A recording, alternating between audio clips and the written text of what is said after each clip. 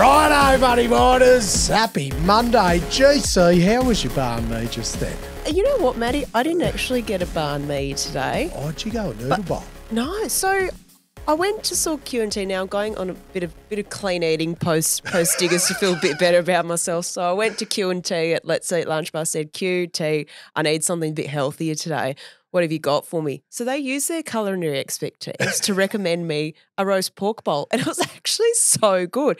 And you know who else does that a lot? Axis Mining Technology. Oh, so you went to them with a request, a problem. Q&T are the trusted barn me advisors in bloody Australia, essentially. Pretty much.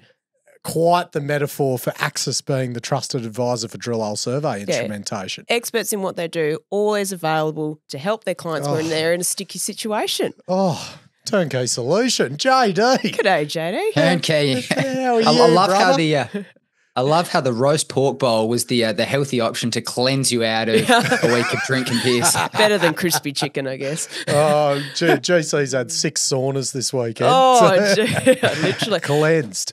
Right, we've got a bit going on today. We're going to get into what's going to happen. What are Red going to do next? We've started at Red 5 and then gone down into the Leonora Laverton abyss, essentially. JD, you got a bit go. You're our foreign correspondent for what's going on in Serbia with Rio and BlackRock's lithium mine. Holy snap and duck shit. Yeah, fair bit on X and pretty much every mainstream media channel under the sun reporting on that one. And then there was a few other bits and pieces out. We spoke about Beach Energy and their strategy that came out a couple months ago. Now they've had a massive downgrade today on reserve, so they're getting whacked. And the other one was Galan. Remember on Monday of Diggers, this supposed takeover offer came out of nowhere, really. Late on the day, the AFR reported it. And yeah, there's been a bit more water under the bridge since then. So we'll touch on that one later on. Beautiful, JC. Now, before we get started, I'm glad to see everyone enjoyed our unofficial Diggers and Dealers Awards. But one story I forgot to add to your Best on Ground award was the fact that you received some phenomenal praise on the potty and the Director's Special from a very highly regarded head of the Insto desk at one of Australia's biggest stockbroking houses. And he even went on to offer you a job on the desk should money of mine go kaput. So guys and girls who are on the desk and just want to excel at life, get that com up in this market, get onto the Director's Special. Links in the show notes. But geez, Matty, I reckon you'd be an absolute animal. Oh, mate, I'd love it desk. on the desk. I'd be like, mate, I'd make everyone on the other end of the line feel special. It'd be, absolutely. I'd love it. I'd love to hear the sign off you adopt. You know, if we got a Go Australia or something, the Matty version of that. Let's make money. I mean, forget the Wolf of Wall Street. We've got the dingo of St. George's Terrace. Actually, let's play the snippet. Like, you know how Jordan Belfort did his Steve Madden, like big ramp up for the desk. Like, I'd love to see you do something like this. You be ferocious. You be relentless. You be telephone fucking terrorist. Now let's knock this motherfucker out of the park. I love your work, GC. Right, we better get on to the news. We're having too much fun. I know. And just before you start, Matty, just a ding, ding, ding for me on Genesis. Oh, there you go. You got bloody sneaky ding, ding, dings everywhere, GC. Righto, let's get into it then. So this coming out last week, which was essentially Red 5 selling their own shares, sort of. Yep. Effectively. And this comes from the history of Silver Lake buying the stake in Red 5, then Red 5 and Silver Lake merging, and there's been this set of shares sitting there that can either be sold to the market to bring in money, or they could essentially cancel them because, like, Silver Lake could sell them to Red 5, which is essentially selling it to themselves. It's like a buyback, effectively. But take us through what's happened here. All righty. So Red last week sold around 412 million Red shares it acquired through this process. They originally bought, Silver Lake originally bought them for $108 million. And they sold them last week for $137 million. So a very tidy little $30 million profit there. So Red now have cash and bullion of almost $500 million and no debt. Len's discussion and tone on this particular matter, these Red shares, was mentioned in his Diggers Prezzo last week, and it gave the way he talked about it and the tone, at least gave me the impression that this was sort of a medium-term thing they were looking at sort of dealing with and evaluating. There was going to be some action on it by June of next year. Have a listen to what he said here. The unique situation of holding 6% of our shares provides a potential non-dilutive source of liquidity out to June 2025. The investment has generated a strong return, and we now have significant flexibility to realise this return, which has only been somewhat recognised by the market to date, through either a recycling of the capital or cancellation of the shares.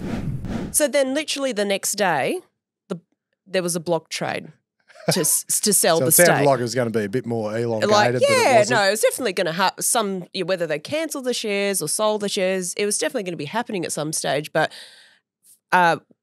one could definitely read into the mismatch between how Len was talking about it versus sort of the very expedient nature of what was actually done.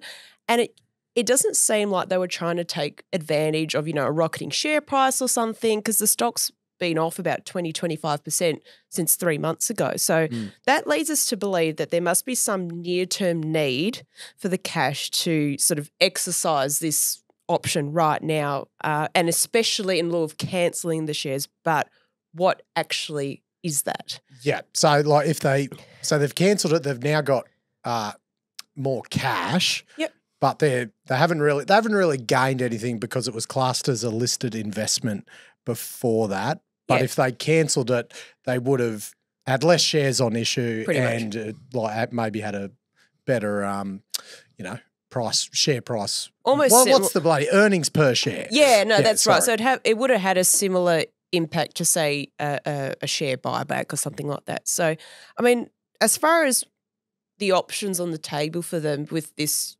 huge pile of cash. I mean, here's a snapshot from their Reds Diggers presentation on their FY25 outlook and priorities, and that sort of gives us a few hints. I mean, King of the Hills or KOTH as it's known, lot of options there as far as doing the northern and the southern cutback. They've got at least 2 million ounces in resource between those two. They could expand the mill, which is currently operating at nameplate. And they say in their presentation that the KOTH mill is constrained. KOTH is mill constrained. They've got about 7 million tonnes in ore stockpiles at the moment, let alone the extra ore from cutbacks, exploration, and anything else, outside of Red that they might choose to pursue. And the processing costs are, super cheap there. Could we see a sugar zone restart? I don't know. I feel like there's more interesting and exciting options in the local asset base than sugar zone. Oh, mate, I've got some comments about that later, JC. We'll get onto that. Yeah. Very good. Tidying up the hedge book could be an option. They've got around 290,000 ounces at Aussie $2,769 an ounce for delivery between FY25 and FY27. Mind you, this is just like roughly 2/3 of, this year's current production and about 7% of reserve. So it's not massive, but about it could 250 mil out of the money, about that. Yeah, so Something like 250 mil is 250 mil, right? So hedge book cleanups like for Capricorn and Catalyst we've seen recently have worked pretty well in a rising gold price market. So that could be an option. They could do a special dividend, a share buyback, but here's the juicy one. Could they do some M&A? Here's what Len has to say about M&A in his recent Diggers presentation. There's always a lot of noise around M&A, particularly for those who are not in the arena. The merger was underpinned by the strategy to combine the strengths of two companies, to leverage the compelling commercial logic to create a stronger, better company with a platform for further growth. It was not about trying to fix a problem or combine more of the same. Oh, we're outside the arena and we love talking about M&A, So whether it happens or not. Oh, let's talk about it fucking then. Good fun. Oh, what a day job. Oh, God. It's very interesting where they're sitting. They've got a shitload of cash now, and this will, I guess, makes them very appealing for if someone did want to go with them and we want to expand the King of the Hill mill, and we've got bloody $500 million sitting in the bank account. Very appealing. Because I haven't released any FY25 guidance yet. Okay. So I guess you got your eyes peeled a bit to see if, I know I've talked about it, divesting some of the smaller Silver Lake assets, maybe spinning Sugar Zone out into another vehicle as a North American play with another North American gold mine or something. There is some links with other smaller ASX listed companies and ex-Silver Lake people that have North American assets. Look, word on the decline, the contractor change out at Rothsay is having some hiccups. Okay. So just, I still wouldn't be surprised to see Red 5 and Silver Lake just become Red 5 again. But just with more heaps money. Of cash. With heaps of cash. I just think that, so until we see some guidance about what this year's going to look like with what they've got at the moment, got my eyes peeled, GC. No, very good. So as far as the M&A angle, we'd like to throw this is rabbit warren number 1. Oh, no. Magnetic. And to be honest, I think when we went through this exercise, I sort of felt a certain way before doing the work, and I feel a bit of a different way after. So let's go on the journey. Isn't it unbelievable what a bit of research we've been, mate? Me and GC have been on WAMEX and everything today. Like, we are on fire. Converting longitude and latitude to easting and northings and stuff. It's just like, but wow. A bit of but once you get in deep, geez, can't things change, GC? Oh, it's amazing. Ali, what was your thoughts before doing the research then, seeing as you say there's been a bit of a change? Yeah, so I mean, look, on the face of it, it is outside de grey, and I mean we've touched on this in our fantastic gold piece we put out the other week, so check that out. It is pretty much one of the larger, undeveloped, open pit assets that's not held by a major in Western Australia. Pretty much, other than De Grey and Ausgold, it's in such an active region, not just operationally, but M&A wise as well. And there's a lot of underutilised processing infrastructure in that region as well. So on the face of it, it sort of ticks those sorts of boxes as far as, an interesting proposition. But like we always say, the devil is always in the details. So let's get into that a bit now. So Magnetic, they're now capped at around just over $400 million, and they're one of the only stocks that went up last week and on big volume as well. Admittedly, they did put out an update to their PFS they did earlier in the year. So here's Magnetic on the Spark chart. And that's pretty high volume for them because there's not much free float with Magnetic, is there? Very tightly that's right. Chinese it's held. Pretty tightly held between the major shareholders. So that is, to have a period of quite sustained high volume is a bit unusual, but like I said, they did put that pretty interesting PFS out. Major shareholders, which are funny, I'll bring them up now, Chinese and Dale Alcock. Just to throw something into the mix. Get some cheap dongers out there. Western Australian property developer. So, and like I said before, Magnetic appears to be one of the larger undeveloped assets that isn't owned by a major in the region. And that's open pit as well. So let's set the scene and let's take a look at the map. This is, we'll pull up the map here from Red 5's presentation. Magnetic is roughly where that little red dot I've drawn is, between Goldfields, Granny Smith, 3.5 million tonne per annum plant, which is operating about 50% below capacity, and the town of Laverton.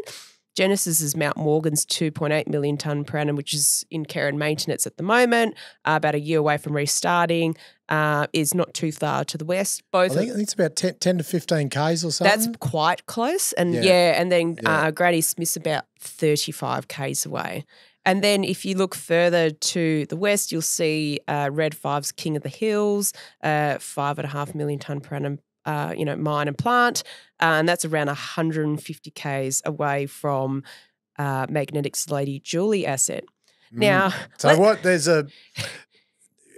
you said, it doesn't sort of stack up as logical, but we've seen Silver Lake, which is now Red 5, do some things that haven't been too logical to do with Genesis. No, that's right. History. We certainly can't forget recent history, the Battle of Leonora, which certainly underpinned the beginning of this podcast for St. Barbara's Leonora assets. Silver Lake sort of bought a pre-bid stake in Red, which at the time sort of seemed quite strange because there was no sort of, direct, immediate, obvious operational synergies, and many at the time sort of argued it was to sort of piss off Genesis. And then, they then accepted, Silver Lake then accepted a deal from Red where they got acquired at a bit of a discount. And basically there's sort of a bit of a feeling that there's the long game is some sort of eventual tie with Genesis. So, how do they make Genesis need Red more than Red needs Genesis? And that one way to do that is land banking their regional synergies in the area. So, Mount Morgan's needs higher grade and, more feed. Where are they going to get it from? The Lady Julie asset, purely on a proximity basis, makes sense to fit into the Genesis or Goldfields portfolio. And I think it's pretty bloody obvious it's up for sale. Magnetic. I mean, you only had to have George Saccoletti's literally bloody almost explicitly say it in his Diggers presentation. Have a listen to this.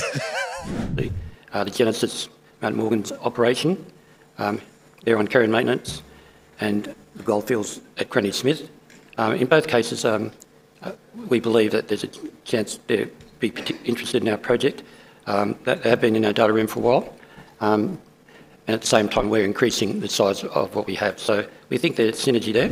So they're in the data room. They're in the data room. If you didn't know. So there you go. So for context, the Lady Julie project that Magnetic has, it's 1.8 million ounces at 1.7 grams a tonne gold in an open pit resource. It's obviously near with these mills and processing infrastructure. They put out a updated PFS on the first day of Diggers, just perfectly timed as they always do. Sort of putting forward a 104,000 ounce per annum production profile for 8 years, almost $1 billion pre-tax project NPV 8 at 3,200 Aussie. Mind you, spot's another $500 an ounce, more than that now as well. Also, you looked at building a 2.2 million tonne per annum mill that they said is planned if they did go it alone for $74 million. So I don't know how. I reckon if you might be able to get it built for that in China, but I don't know, she might be a bit tough out at Laverton to go sub 100 mil for that. Maybe. I saw a few of the brokers sort of chirp in, and the numbers they'd kind of put to it was about double the capex that the company had provided. And this is a PFS, so we'll kind of see what comes out in the DFS. But there was also kind of discussion that they might tweak the sizing, like you said, Matty, 2.2 million tonne per annum, but they might look at a slightly smaller thing with bearing in mind that this could go underground. That was their sort of commentary in the longer term. Yeah.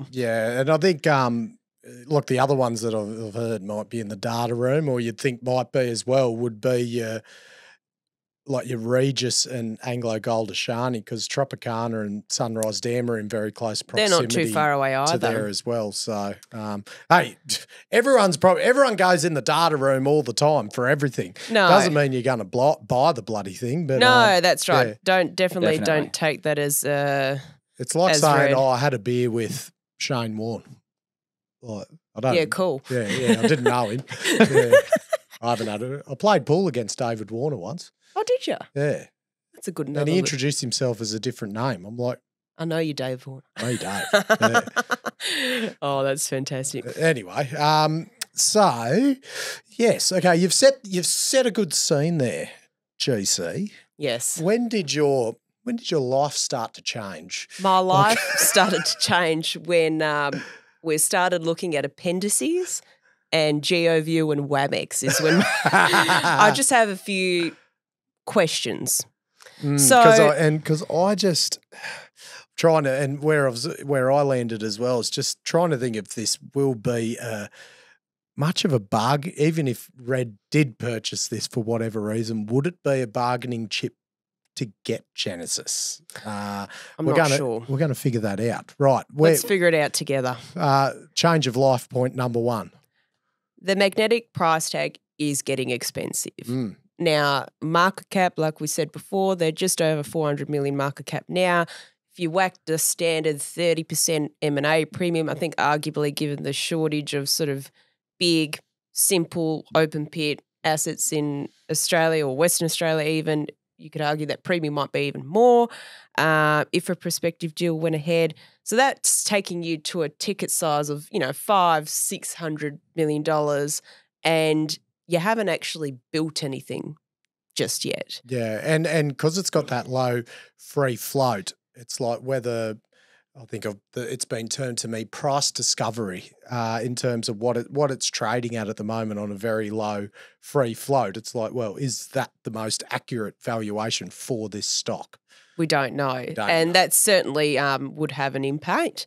Probably the bigger question for me is a PFS with no reserve. And look, I haven't been in the market as long as some others, which, that's fine. But in the time that I have, I've rarely, if not ever, seen something that's been at a PFS level or beyond not have a reserve.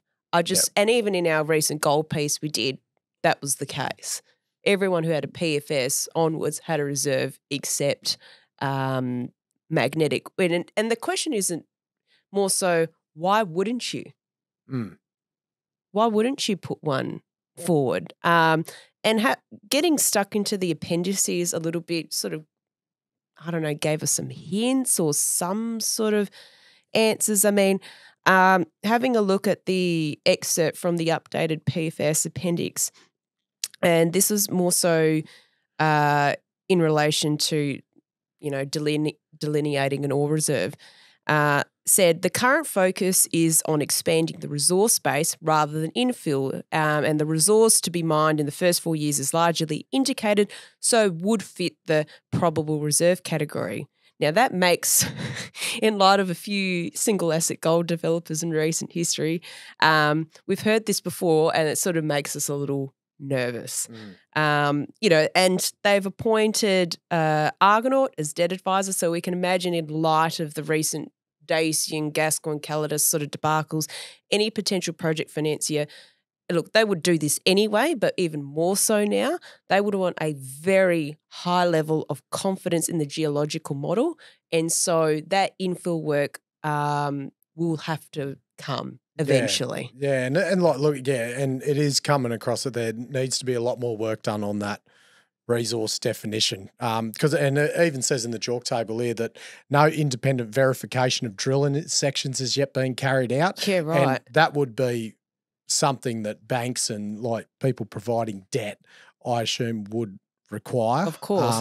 Because the hits look good and so does the resource number. Look, 20 metres at 3.8 grams for a drill hit, you'd bloody take that any day of the friggin' week. But you see on the maiden mineral resource estimate that 73% of the drill hole metres, 130,000 metres worth of core, worth of chips were done with RC. Yep. So, and you also... Which is pretty standard. Yeah. And you also see it here where it talks about the risk with RCs, like drill holes samples are sometimes wet, which may result in sample bias. So and what happens there, like the muddiness of the sample coming back up the string can sort of, bits of gold can get stuck and then sort of smear over a longer length. So look, and it's just an example why that having an independent geologist sign off on all the historical drilling is, a very important box to tick. It's definitely very useful. To make a bloody bank happy. So,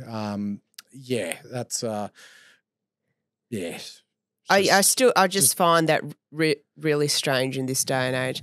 And sort of going along on to the next point there isn't currently an ML or a mining lease on the project just as yet. That's probably the most understated thing that gets understated the most with M&A, I'd reckon, is like whether it is on a mining lease or not, or an exploration or prospecting lease. So, because that, not having that mining lease can slow down, that could be like another freaking 2 years. Like, because they did put a mining lease application in for Lady Julie North 4 last year. Yep, late in December, yep. That's where it hosts most of it.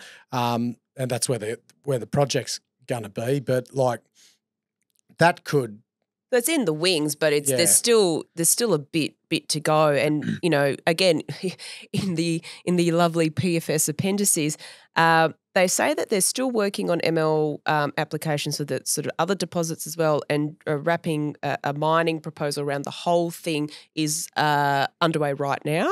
However, it says the grant of a mining lease and approval of a mining proposal is subject to signing of a native title agreement, negotiations for which are currently in progress. So we all know how slow project approvals are going these days, you know, Australia, Western Australia in particular. So, you know, by the time you sort native title, then, okay, they've got the application in for the ML, which is fantastic. Then they've got to get that granted. Then they've got to submit a mining proposal. Then they have to have that approved. Then they've got to do a DFS and, you know, FID and funding. There is at least, you know, another 12 months, if not more. There's a lot more water to go under the bridge yet. Not saying it's not going to get there, but, you know, we hope that it does. But there is still a lot more work that needs to be done as part of getting a mine up and underway. It just goes to exactly what we spoke about as one of the takeaways from Diggers last week, right? Permitting and all these things taking a bit longer than they used to. And I mean, for this company, it seems kind of appropriate that the PFS level, they're going to work that in tandem while hopefully they have a diamond program and then tighten up the drilling and build the confidence in the resource. It all sort of comes together over time. But it takes time. I think that's the takeaway. Oh, and you look 100%. At what Liontown and Bellevue went through to get their native title agreements and the people and energy that goes into that process for them to get to the stage of mining now. It's a huge, huge effort, huge job. 100%. This is where Big Wamex got involved. Big Wamex. How good's Wamex? That's my front tab now. You look at where the pit is. So I'll bring up that there. That Lady Julie North pit is right on that northern extent, like literally looks like it's abutting the tenement boundary. And look, this square, I'll bring up the Wamex staff. The square with the little top right corner chopped off, that's the magnetic tenement. They did recently acquire the tenements to the east from Rincon Resources. Yep. So that's for the potential sort of east extensions down dip. But look at your Wamex screenshots. I'm scrolling through so many Wamex pictures. But right to the north of the Lady Julie North pit boundary are 2 tenements owned by Focus Minerals, and that's where the pit abuts to at the north. And I just think looking at where that's all situated, that would make things a bit difficult at the moment. It's like, especially, I'm not sure if the ore body, if it just goes out to the east to Rincon, or if there's any other extensions that go the other way at depth venture into the Focus things to the top. It just might be tidier owning the neighbouring one as well. But I'll tell you, a VRIFY model would be handy right now. Oh, God, trying to do all these bloody conversions and stuff on where it sort of sits. And the VRIFY would have helped so much. Yeah. And I want to know if it's trending that way or that way. I probably could have checked ASIs and all that. I've taken the first step to understanding this. I've probably been a bit lazy with, reading drill hole tables and like plotting things because I've only ever used VRIFY models. I know, and it's hard. I've just started getting used to it. So, Wamex, give VRIFY a ring and try and integrate VRIFY software into the Wamex platform. Oh, that'd be so good. I'm a happy camper. And they could, and the drill holes and they could actually put the AI in there to tell Wamex where probably the next. Yeah. Oh, fucking unbelievable. Turnkey solution. Turnkey solution. Government should cough up some decent money for it. Because you look at Focus Minerals is an interesting one. So I think it's like 30 mil market cap. But look at where all the ground that they have in and around Laverton. It's freaking everywhere. And obviously a lot to the north of Lady Julia. But Focus is 63% owned by Shandong Gold International Mining Corp, Chinese. Yep. Magnetic are also about, it appears, the major shareholders make up about 30%, which are Chinese. So even a tenement sale from Focus to Magnetic would need, or vice versa, or whatever, or be Focus to Magnetic, that'd even need FIRB approval. Yeah, potentially, Let alone a frigging merger of it, Chinese to Chinese in Australia would be a bloody difficult one. So, yes, I think we've landed. And the bloody capex. Yeah, OpEx. And the capex and OpEx seems to be a bit undercooked as well, which we've sort of touched on in previous chats and newsletters as well. So I guess the question here is, do you think red will pop up here just for the sake of frustrating Genesis? What do you think, JD? I'm not sure how long a business strategy can just be to frustrate a competitor. Hey, it'd be good fun. It keeps you interested. No, it would be. I do think the point you mentioned earlier, Matty, of trimming down the portfolio, of getting rid of the non-core as the company sort of migrates upward in the chain and becomes bigger. Northern Star is a good example. Evolution, bit by bit, as they get bigger, they trim the less tier one type ones, and they acquire even better deposits. So that's a kind of natural progression of all companies, and I think that's definitely going to happen with the more fringe assets here. Oh yeah, to be honest, I don't think might always that. I'm throwing darts now of things not happening. Haven't I evolved? I'm usually saying trying to think of what's going to happen. Now I'm saying what's not going to happen. But I don't think anything will happen here in terms of, like, Genesis are obviously focused on probably getting Mount Morgan's back up and going, even though it is 10K away or whatever. But look, no mining lease, no native title agreement, no mining proposal, probably a bit more work to be done on the resource and everything like that. Even without building a mill there, it could be friggin' 2 years away. So if they're restarting Mount Morgan's, they can't get the dirt for friggin' ages anyway. So look, maybe might be something that could come in later on. But I reckon if Red 5 bought it for whatever reason, that Genesis would be like, ain't enough to suck us in yet because we're restarting Mount Morgan's anyway. But I think more the key thing is that because I think Genesis, what have they got? About 100, I think they've got 100 odd mil in cash, 140 mil. Something like that, yeah. And they've got a lot to do. Like I know they're busy. They'll get fucking debt like that. Oh, Big Ral will just walk in and say, hand her over, big fella. But I think now Red with all that cash as well, like that, look, it's going to happen eventually. It's just the timeline of when Genesis and Red 5 will tie up. I noticed I forget where, I think maybe it was the Aspire 400 thing at Genesis where they were talking about the Leonora mill expansion, potentially to 4 million tonne at Gwalia. So then Tower Hill didn't have to go to Mount Morgan's. But then watching their diggers presentation, it was sort of reverted back to just talking about Tower Hill going to Mount Morgan's, which I cannot personally ever see happening for that deposit. Everything belongs in that King of the Hill mill. It's just when that actually happens. But if they're going to sort of do a lot of work in piecing this whole thing together, Red 5's $500 million in cash would prove. And that's just $500 million in cash now, let alone what they build in the next, quarters and especially years if they and all that. Start divesting stuff like for cash. Like, I think I wouldn't be surprised if it happens sooner rather than later. Yeah, I think with my old banker hat on, the only thing that sort of made a little bit of sense to me is doing a Ramelius Spartan type, strategic investment into a magnetic purely for option value. Yeah. As far as putting a foothold on it and whether you wanted to acquire the company later when you're ready yourself, or if someone else bid over the top of you, you'd make a bit of money on your stake. So you sort of ideally it's sort of you're not losing either way and you've got that option there. But I think, my conclusion after going through the weeds, it's, definitely a very interesting, large open pit development story in a very active region, a lot of underutilized processing infrastructure in that region as well. But like you say, Matty, there's a lot more water to go under the bridge until this feed can actually get mined and put into someone's or their own, processing schedule. Here's a out there one. If it's going to happen, I reckon it's going to be a block trade for Dale Alcock's stake.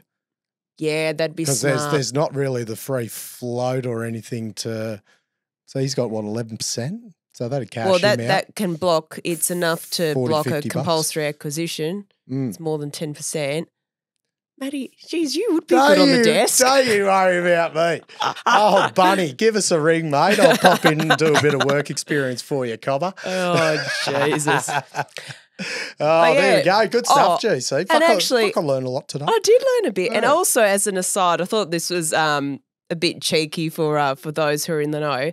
Have a listen to this snippet here of, again, this is Red 5's Len. Which gold producer do you think he might be having a crack at here? Have a listen. We have significant financial strength with $520 million of liquidity to pursue and internally fund projects, exploration and growth, with the business facing no existential imperative to pursue M&A, an increasingly differentiated position in the gold industry today. Who do you reckon? Must be Regis, eh? Surely. But isn't it funny that the only reason he can say that now is because he's got King of the Hill? Because that was Silver Lake not long ago. Oh, what goes around comes around. Oh, I love it. Good work, GC. We're going into a new frontier today, mate. Step change. Brilliant. You wouldn't believe it. I work hard when you're not supervising me, JD. You should be proud, Cobber. Mate, I'm very proud of you. You should actually give a couple comments onto what WAMEX is. I think a few punters out there. It's publicly available. It's like goview.wa. It's like WA mineral exploration, bloody whatever. It's the government website where you can see all the tenements, whether they're a prospecting, exploration or mining lease. Who owns them. Who owns it. Takes a bit to get bloody used to. And pretty handy, hey? Yeah. Mate, I told you I might pick up some ground. Sell it on the desk. Righto, JD. Rio's Jadar. Yeah, we're going back to Serbia. And I think it's actually Jadar, Matty. Jadar. Got that one after we spoke about it last time. So we'll play a couple videos while we're talking here. You can see sort of how Rio envision the project. It's their sort of mock-up of what it's going to look like if/when it gets developed. But essentially, when we spoke about this a couple months ago, things were looking to be back on track if you're Rio Tinto from their perspective. And we'll give a brief timeline. About 20 years ago is when they discovered this thing. Since then, it's been in study after study. As the broader lithium market has kind of matured, they've spent 500 million euros on the project over various studies to date. Get lubricated, JD. Right. That's it, mate. The throat's still a bit rusty after diggers. So essentially in Jan 2022, the Serbian government revoked the licenses, or some key licenses. And then what we saw in July or late June was that the court had ruled that unconstitutional and essentially given back the licenses. Now, over the weekend, there's these massive protests. It was all over Twitter, all over the various news stations out there. Between 24 and 30,000 people was the varying reports of how many people were in the streets of Belgrade, the capital of Serbia, fighting against the development of this project. It looked like fucking Times Square at New Year's Eve. That's just amazing. Bloody unbelievable. Yeah, it looked quite busy. And to try and get a feel for who's actually out there, from reading into it, you've got farmers from the Jadar Valley, and then you've got environmental groups, you've got people from a sort of political bent, people from, more just out and out environmental kind of left-leaning political groups there. But it seemed to be a pretty broad range of people that are kind of anti-Rio Tinto, anti-development, all with the crux being that they are scared that the mining will pollute the land, it'll pollute the waterways that flows via a couple of rivers there through the whole of the country. That really seems to be the core issue that all the people there have with the development. And it's, it's not completely like unfounded. Serbia is a country with some of the worst air pollution in all of Europe. I just found that out doing a bit of digging. That comes from industry they had from, back in the Yugoslav, when it was all Yugoslavia throughout the sort of 1950s to 1990s. And that has, led to a whole bunch of health problems with a lot of people there. So it's very front and center, this issue of pollution, bad air quality. And they're kind of, a bit traumatized by that in a way. And they don't want to risk anything, not to mention all the farmers. They don't want to ruin their lifestyle. That's what they kind of want to pass on to their children and so on. And there's this interesting sort of comment floating around from various political groups there saying, essentially, why should we develop lithium for electric vehicles that we can't even afford? And that's sort of pushing back firmly against the Western European countries like Germany, France, England, and Spain, who are very pro the development of this project that's, not in their backyard, but still in the EU. So a bit of, not in, NIMBYism is still very prevalent here. They don't want the mining to go ahead. But clearly the EU is still trying to push on with its goals of getting the project online. Yeah, right. God, friggin' good luck being a copper there with 30,000 angry Serbians coming at you. Jesus Christ. Mate. That is scary. Bloody shivering just thinking about it. Yeah, and it kind of flies into the face of what's unfolded over the past couple of months. So like I said, the EU wants this to go ahead. You've seen Mercedes-Benz, you've seen Stellantis, they've signed deals to get, early stage offtake kind of agreements to get the lithium. And we've spoken a bunch about the EU's Critical Raw Materials Act. This project alone would provide 90% of the lithium needed for that, if they can build the downstream battery facilities in time in the EU as well. But that whole goal is looking very shaky because there's not a whole lot of other of scale mining projects out there that could fill in the supposed 90% slot that this project would come up with. Mm. So how's Serbia, as far as the government, how have they, if they have responded to these protests? It's really interesting. You've got this guy, Aleksandar Vukic. He's been there since 2017 from memory. So he was there when the project was pulled. He was there and sort of championing it when they gave the license back. And he's actually called a crisis meeting and said, this is all a kind of ruse to overthrow me via a coup. So he's saying this isn't actually to do with Jadar. This is the people uprising under the guise of another sort of cause, and they want to overthrow him. So I don't know how much to kind of read it's into not that. You, it's me. Yeah, it seems a bit far-fetched from the outside, but what do I know? I haven't even been to Serbia. But I think the real consequence is with Rio Tinto. We know without a social license, you just can't operate. And Rio Tinto, more than any company on earth, knows that one in the mining space. The Serb energy minister said it's going to take at least 2 years to get the permits to start construction, but that all hinges on an environmental impact study.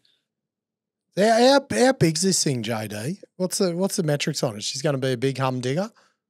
58,000 tons of lithium carbonate equivalent. Yeah, right. So that's what times that by 8, 58. So like bit under 500,000 ton of spot equivalent. So exactly, like a similar, exactly, bit below Line Town. So it's pretty decent size, mate. It's chunky, and I mean, I'm thinking about Rio Tinto. I'm thinking about what we've spoken about in the last week or two. Jabaluka, their kind of stance on that. One sec, guys. Need to find another water. Oh God, this happened to me at the mining club. Oh no. MC thing. I was up there talking and I started getting a tickle in the throat. Oh, and that's the worst. Someone was actually telling it like a very important story, a very personal story, and I'm like, I'm so sorry, mate. I've got to Then lucky they got me a bloody water and fixed me up. Oh, it's bloody. The timing is impeccable. Just like, and then I started sweating, and then once you start sweating. You start sweating more because you're thinking about sweating. Once I got myself back on track, got it again this bloody this Wednesday actually. going up for another round. Very good. So I'm taking up a pint of water with me this time. Yeah, take up a pint. It's at Mayfair, so I'll get a dingo. All right, so I You're back, put it into mate. context. You good now? We got you. I'm fit and fighting. I'm back on my feet. Go, brother. So you got Rio Tinto, Jabiluka, obviously what we've spoken about. They're obviously going to continue to try and change the sentiment in Serbia in the background. But if you're in the boardroom now at Rio Tinto, you're having a serious conversation asking, are we serious about lithium? They've kind of said they are for a while. And the follow on, if you say yes to that, is what are we going to buy? Is that a project? Is that a company? That's where you're kind of left at, right? Because this is going to take forever. It's kind of been in the background. I mean, I'm sure they've known this for a while. We saw the protests in Jan 22, but I think that's where they're kind of left at, and maybe we see something. But you look at how much they fucking make out of iron ore and copper, like how big scale it is there, iron ore, their copper, and everything else. But you see the effort they would have to go to for this just to get. It's not like it's the biggest friggin' lithium mine in the world. Like it sounds like it's a bit smaller than Liontown. So it's like still chunky. It's chunky, but it's not like if they're going to really have a swing at lithium, it probably goes back to what you were saying the other week, JD. They'd just fucking buy Pilbara, wouldn't they? Like, yeah, I mean, then it's got proper scale. Kind of got to weigh up the differences between the amount you'd have to buy the thing out for. I mean, this thing's got a 40-year mine life as it stands at the moment, so it's not small. But yeah, I guess we'll kind of see. I'm sure there'll be some stern conversations in the back. You've also, I mean, the other kind of takeaways, right, are that this is long-term bullish for lithium on the margins, at least. It was down the track, and our conversations in the West about taking power from China, they just keep going. This is, they're actually doing stuff over there. They're actually building things, and we keep going back and forth. So, look, I wouldn't want to put these guys into the bloody trenches after seeing those videos, but I reckon there might be a need for the CRE insurance team to get over to Serbia and sort of give Rio some assistance here ASAP. Because talk international insurance in tough mining jurisdictions, that's just another day in the office for CRE. They love it. Jeez. Anything in Australia is just a bonus. Just easy. They love international. They absolutely big in Africa. Big in Africa. They do it in CRE. Burkina. They do it all over West Africa. Serbia would be a walk in the park, you'd think. And I think that it's probably good for them as well because they could actually insure themselves when they go over there in case they get stuck in one of these bloody blockades in the middle of the city. So there's insurance going everywhere. So everyone gets a bit of They'd insurance. be protected themselves. They'll go protect the mining, mate. And we are going to have suck down a couple of pints with, not Drew Harvey, the CRE insurance team this Harvey. So looking forward to them. That'd be great fun. Send us a message if you were lucky enough to have a pint with Druber at Diggers. Buddy, we'll do up some T-shirts. I'm sure there'll be one or two messages. So, GC money in mine if you had a pint with Druber. Oh, love it. Right, JD, finish it off, mate, before your bloody throat caves in. Galan. I was getting a few WhatsApp messages about this. Oh, what's the talk about Galan at Diggers? I'm like, oh, shit, sorry, I haven't talked about mining all day. But anyway. I'll give it one last hoorah. So the deal is not going ahead at Galan. So this fuss came up late Monday while the stock was still trading. If you guys remember, it was, quickly put into a pause after the stock had jumped kind of 15%, and then the day kind of closed. More information surfaced before the stock started trading the next day. But the headline we saw from Street Talk was US $150 million takeover, which, sounds pretty juicy before you start scratching beneath the surface, because they were capped at 64 million Aussie at the time. Now, the reported bid came from a group called Energy X. They're not listed. They're a startup. They're an American company, although there's kind of varying reports out there. One headline said they are headquartered in Austin, Texas. Another one said in San Juan, Puerto Rico. So, you can dig into this company and watch a few videos on YouTube. They are trying to get their DLE technology advanced, and they thought that Galan's project would be the ideal sort of vehicle to kind of do it through. But digging into the detail, you can see the supposed takeover, in quotation marks, isn't exactly what it seemed at first. The ASX queried Galan and, over time, Galan came out with a bit more information. But this was essentially an unsolicited, conditional, non-binding, indicative proposal. It actually came about around a month ago. On the 12th of July is when the company started talking, before Street Talk broke the news. But this was not a US $150 million takeover by any means. What Galan came out and said was that there was US $50 million in cash, $50 million in EnergyX stock, plus $50 million in project financing. That's all very kind of airy-fairy because they're a private company. They were going to value their own stock, that $50 million. It'd be like us trying to do a bit of a takeover using money and mine paper. Of course, we give it quite a generous valuation, I'd think. And of course, chuck a bit of mayo on it.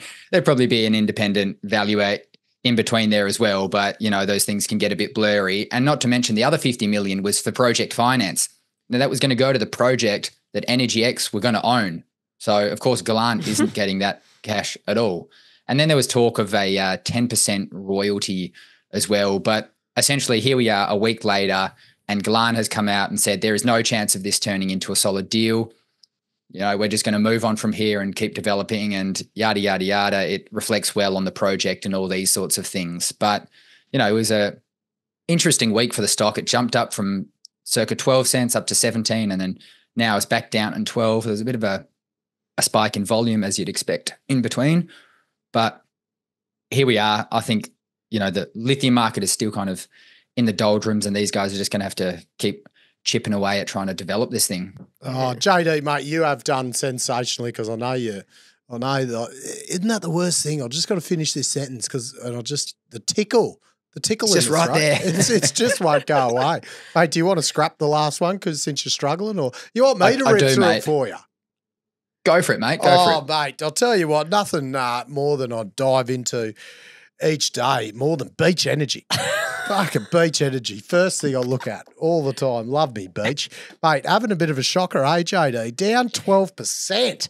Mate, come out with their full year results today. I guess, look, the standout point to me was, 2P reserves fell by 20%. 20%. So that's pretty big. That's 1.5 years of potential production losses from the revision. So it's a bit of a kick in the guts. Look, when I wasn't looking at beach and you were, JD, we spoke about when their new strategy came out a couple of months ago. There was a bit of a expectation that the new management had cleaned the closet, you'd say, and look, aired everything negative that needed to be aired, leaving them to, get on with the job, get on with the beach story. So, look, this point has far outshone anything else the company had to say. So, Matty, what was kind of behind the reserve downgrade? Oh, look, I dove right into it. Look, they've hooked up the Enterprise field in the Otway, and look, that's the one that just sits north of Port Campbell on the Victorian coastline. So I think you'll find it's just to the south in the water just there. Sits south. I was just testing you, but you're all over it, mate. Just sits south of because it can't sit north of Victoria coastline. Look, it's just that friggin' flustered how much time I put into this. And look, they've said they've observed a bit of a pressure decline, GC, over the past few weeks. And look, that's consistent with the reservoir being smaller than, I guess, originally estimated. So, look, 2P reserves dropped from 50 MMBOE. Yep, barrel equivalent, oil barrel equivalent. Yep, to 205. Yeah, and a good bit of that came from the Enterprise downgrade, not to mention, you had the production that they spat out over FY24, but here they are, that 12% chalking off is over $300 million in market cap. Wow. So they've got their work cut out for them. Yeah, mate. And I think it's just, kind of perennial disappointment for Beach shareholders. It's been a disappointing stock to hold for quite a while. Wow. Geez, you know who's not perennially disappointed? The customers of Axis Mining Technology. Great segue. They're always happy. Go Axis. I thought you were going to say Sam Berridge there from Perennial. Go Axis. Go the rest of the bloody partners. MMS the go-to mining contractor. VRIFY, SMEC Power and Technology, DSI Underground, Silverstone, CRE Insurance, Greenlands Equipment, K-Drill, and you saw a couple of spark charts in there. Bloody great Thanks work, for carrying me through, team. Oh, mate. I'll interject on beach anytime you want, Jadar. Hootaroo, miners. Hootaroo. The information contained in this episode of Money of Mine is of general nature only and does not take into account the objectives, financial situation or needs of any particular person. Before making any investment decision, you should consult with your financial advisor and consider how appropriate the advice is to your objectives, financial situation and needs.